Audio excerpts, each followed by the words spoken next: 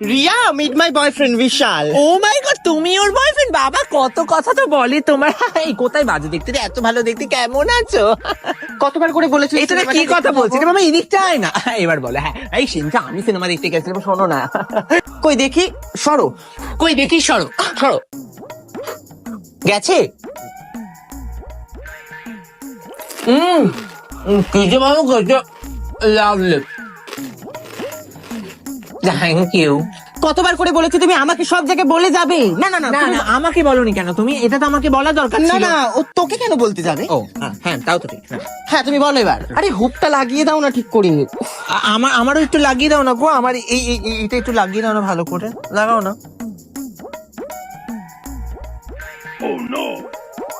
দুধ কলা দিয়ে কালসাপ পুষেছিলাম, তাই সবাইকে বলি বন্ধুদের সামনে নিজের বয়ফ্রেন্ডকে আনবেন না।